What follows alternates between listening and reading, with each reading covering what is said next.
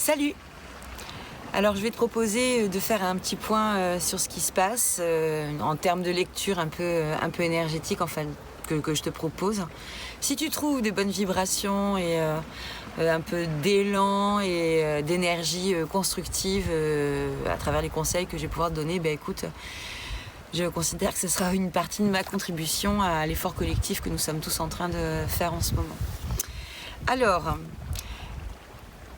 on est à J4 de cette mise en confinement en France. Alors, un confinement qui a commencé par l'arrêt des écoles, etc. Donc, la problématique qu'on va retrouver aujourd'hui, à J4, c'est une forme de bascule. C'est-à-dire que jusqu'à présent, on a pu éventuellement tenir sur nos schémas structurels de temps précédents et ça va commencer à s'essouffler et à se perdre dans le temps. Alors, pourquoi j'éprouve le besoin de te parler de ça? Parce que dans cet effondrement du temps qui nous structure, et je vais t'expliquer pourquoi le temps est la première chose qui commence à, entre guillemets, se diluer dans notre situation, il y a le risque, sans se voiler la face, de perdre une forme de sens à nos journées et d'avoir comme ça une gestion du temps qui nous fait perdre complètement le sens finalement de pourquoi on s'est réveillé ce matin. Alors c'est les questions du moment parce que, écoute, quand tu as un travail dans lequel tu es investi et que tu ne peux plus t'y rendre, ou que tout d'un coup tes outils pour pouvoir réaliser ton travail changent, pour que que tu puisses, quand tu es à ton compte, ça a des répercussions qui sont sur le premier plan direct. Il y a un certain nombre d'éléments là qui viennent tout d'un coup se bousculer et il y a un changement de pression. Et c'est pour ça que le temps est en train de se structurer de façon très différente pour chacun de nous. Le changement de pression, c'est quoi? C'est que jusqu'à présent, encore la semaine dernière, la pression qui régissait le rythme de notre temps, c'était la pression soit de notre employeur, de notre mission professionnelle, la pression de nos clients, la pression éventuelle de nos salariés, et ça faisait partie des choses qui nous mettaient en mouvement. Là, on est sur un espace où cette pression-là, finalement, est diminuée. Tout le monde a mis ses impacts de pression ailleurs, et notamment sur l'idée d'aller structurer et organiser une vie qui va se passer sans ces critères-là qui, d'habitude, viennent autant rythmer dans le quotidien. Alors, si tu as des enfants, ce problème de temps vient à la fois être simplifié sous certains aspects, mais à la fois renforcé sous d'autres aspects. Cette problématique peut se trouver renforcée. Si tu as une activité que tu peux maintenir à distance, tu te retrouves dans le double challenge de maintenir ton activité à distance et faire l'école à tes enfants. Ce qui peut s'avérer être une expérience extrêmement enrichissante, extrêmement, comment dirais-je, initiatique. LOL. Très vite, en fait, écoute, là, on est jeudi. En ce qui me concerne, je prends en compte la notion qu'il va falloir procéder différemment, qu'il va falloir assouplir les choses là où elles peuvent être assouplies. Donc je suis en train de réfléchir à tout ça parce qu'on est un petit peu en butée d'un système que j'ai souhaité qui, au démarrage, colle un peu à un rythme qu'on avait tous les semaines précédentes.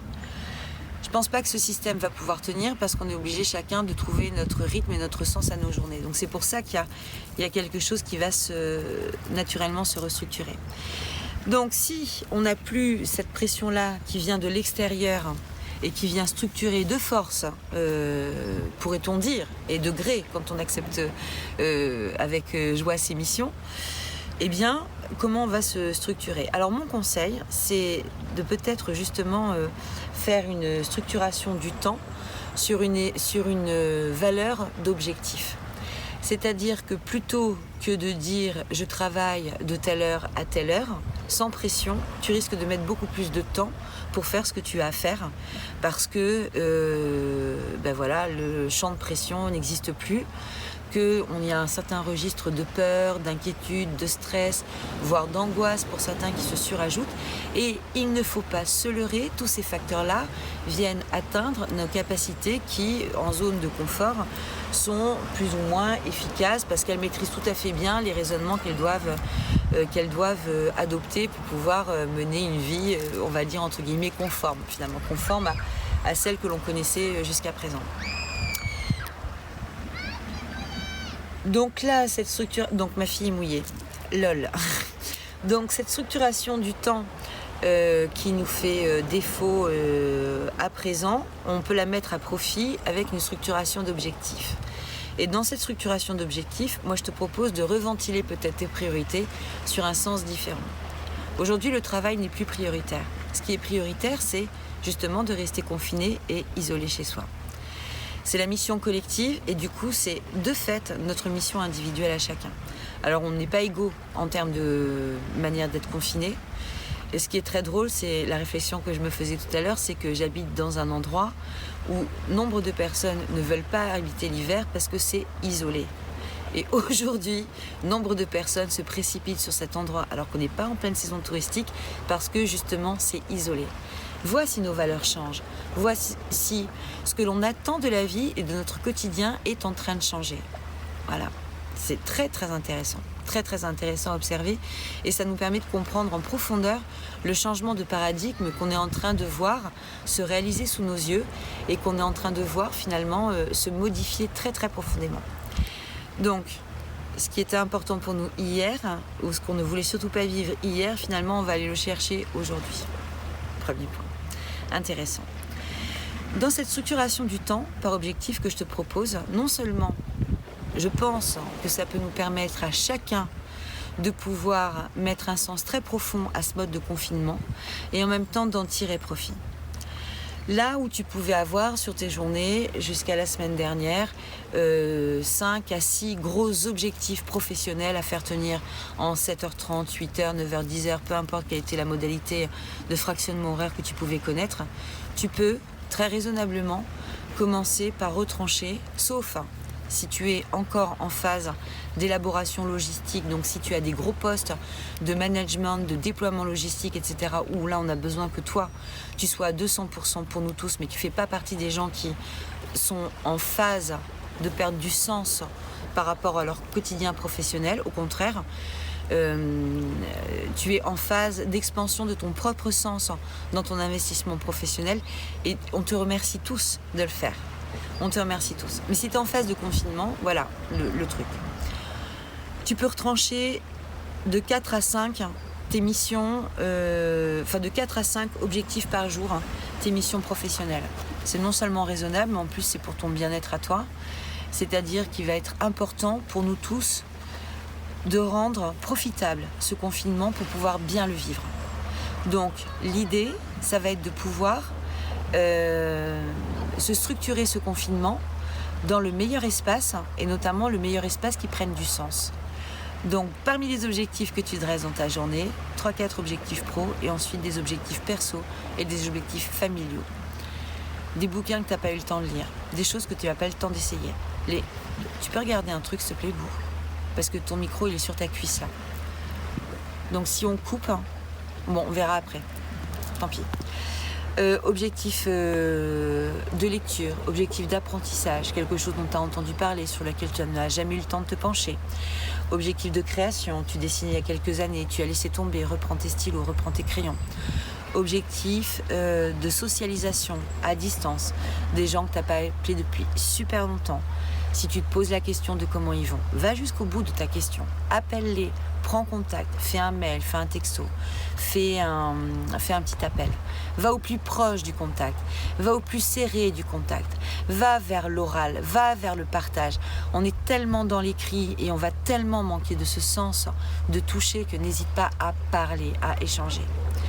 Si tu es en famille et que tu habites dans un logement assez vaste, la question de l'espace individuel de chacun ne va pas forcément se poser. Si tu es dans un espace petit, essaie de penser à une organisation de l'occupement de l'espace commun.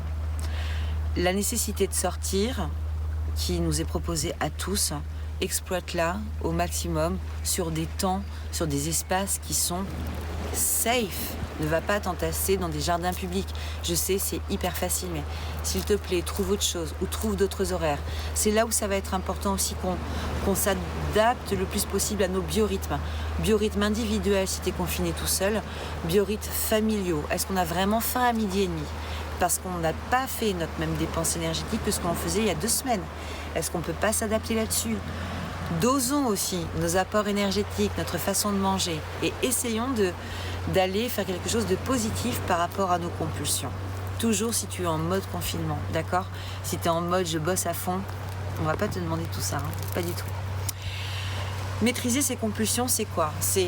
On peut avoir, parce que dans ces espaces anxiogènes du temps, de grandes appétences pour des saveurs sucrées, si on a besoin de réconfort. C'est un mode réactif qui est très lié à l'enfance. Et là, dans la perte totale de nos repères habituels, on est un peu comme des enfants sur une grande partie de nous-mêmes. Alors, ne jugeons pas ce qui se passe autour de nous, les attitudes de stockage, les attitudes de mépris, les attitudes de ceux qui jugent, etc. Essayons justement de regarder les choses en comprenant bien que nous sommes tous enfants face à ça. Et donc, comme tous les enfants, nous avons aussi des modes de réaction différents.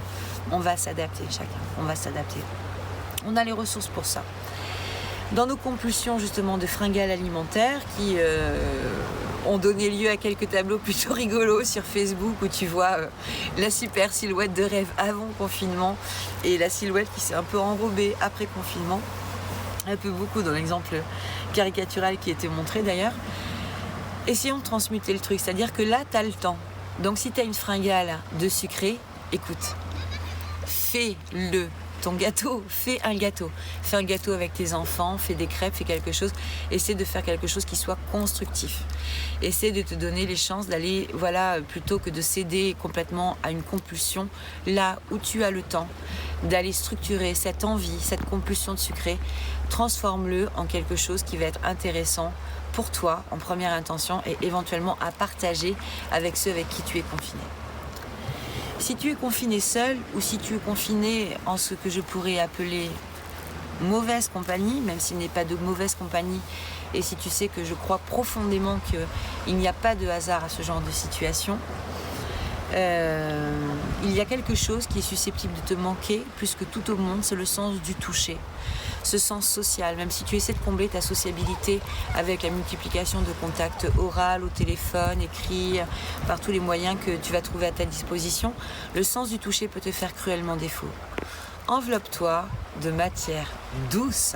Tu n'es pas obligé de sortir, même au contraire, on te demande de rester. Si tu es bien dans ton petit jogging propre, bien entendu, l'hygiène c'est important, surtout en ces temps-là, bien écoute, fais-toi plaisir et multiplie ce contact à ces belles douceurs et explore ton sens du toucher. Va justement faire un gâteau comme un crumble avec ses doigts qui va aller combler ton sens du toucher, ça peut être très intéressant. Va privilégier, si c'est un sens que tu sais comme étant déjà naturellement important chez toi, si tu as une tendance à être tactile, va essayer de combler ce besoin tactile en faisant d'autres choses, en te donnant des douceurs à toi-même, parce que là, ce n'est pas l'extérieur qui peut te le combler. Alors voilà, ça c'est aussi des choses qui je pense sont importantes. Tout ce qui peut être doux à tes sens va être nécessaire et intéressant à développer. De belles choses à voir, de belles choses à entendre. Sors-toi des vieux échantillons de parfums, si tu en as fait un stock, au moins que ça te serve. Fais-toi des tests d'odeur, joue à des tests d'odeur avec tes enfants. Tu leur mets un peu de café, ils vont pas regarder pendant que tu prépares tout ça. Quand tu prépares la cuisine aussi, tu peux casser tes œufs avant. Enfin, en général, ils adorent casser les œufs, mais tu peux faire des choses et leur faire sentir les choses. En plus, profite de tes balades à l'extérieur. On a un taux de pollution qui est revenu à un truc incroyablement bas. Même dans un environnement protégé, naturellement, et toute l'année, il y a déjà des odeurs différentes qui se font sentir. Il y a déjà des bruits différents. Observe que les avions ne circulent plus. Et je te jure, tu veux montrer le ciel un instant ? J'ai jamais vu ça. Il n'y a aucun avion dans le ciel. Doucement, doucement. Enfin, ça va pas nous donner la nausée non plus. Il n'y a aucun avion dans le ciel. Il n'y a pas de bateau sur la mer. De temps en temps, on arrive à apercevoir au loin le trafic qu'il y a sur la 4 voies. Il n'y a plus de voitures et on n'entend même plus ce ronron très très en arrière-plan qu'on pouvait entendre. C'est incroyable. La mer, les oiseaux, j'imagine que tu entends aussi beaucoup les oiseaux. C'est le moment de se faire des tutos, reconnaissons les oiseaux ensemble. Reconnais la mésange, reconnais le merle. Ils sont très actifs. Le merle siffle. Différencie. Regarde ce qui ne nous est pas donné à voir. Et dans les moments où tu sors, je t'en prie, gave-toi, gave-toi, gave-toi de tout ça. Gave-toi de tout ça. Notre confinement a aussi un sens pour tout ça. J'ai plein de choses à te proposer, j'ai plein de choses à te partager en termes de trucs et astuces. Saturne, les limites sont en train d'être restructurées sous l'impulsion d'un Uranus en taureau qui vient aussi modifier profondément les choses. Pluton, Saturne, Jupiter, on le sait, ces structurations très capricorniennes, et je vais te dire qu'elles me sont chères à moi, ces structures. Je suis la reine de l'organisation, de l'emploi du temps, de la to-do list, de je t'établis des menus pour une semaine. Eh ben, je peux plus faire ça. Et sans structure de temps, avec pression des clients, etc. C'est très curieux de ne plus s'adosser à ça. Alors on va faire différemment, on va s'adosser à nous pour structurer notre temps. Je t'encourage à aller dans l'exploration de tout ça. Je sais que bon nombre de personnes d'entre nous qui avons les mêmes croyances, les mêmes façons d'envisager la vie, les mêmes façons de vivre la vie en pensant qu'on a des évolutions à se proposer chacun, nous allons tous être très redondants dans nos discours. Eh bien, c'est pas grave, c'est pas grave. S'il y a pour 2 personnes, ça sera profitable. Si pour 2 personnes, ça a parlé, ce temps que j'ai pris, mon temps n'a plus du tout la même importance. Ce que j'aurais souhaité peut-être vouloir rentabiliser à un moment donné, eh bien je n'ai plus cette notion de rentabilité. Si ça sert à un, et déjà ça me sert à moi de te le dire, parce que je me le dis aussi à moi, eh bien écoute, c'est ça de prix. Est-ce que ça sert au caméraman ? Complètement. Bon, eh ben c'est ça de prix aussi. On est déjà 2. Je t'embrasse du plus fond de mon cœur. Prends soin de toi, connecte-toi à toi, reste à l'écoute de tes besoins, reste à l'écoute de ton corps, soigne ton corps, chéris-toi, chéris tes proches. Je t'embrasse.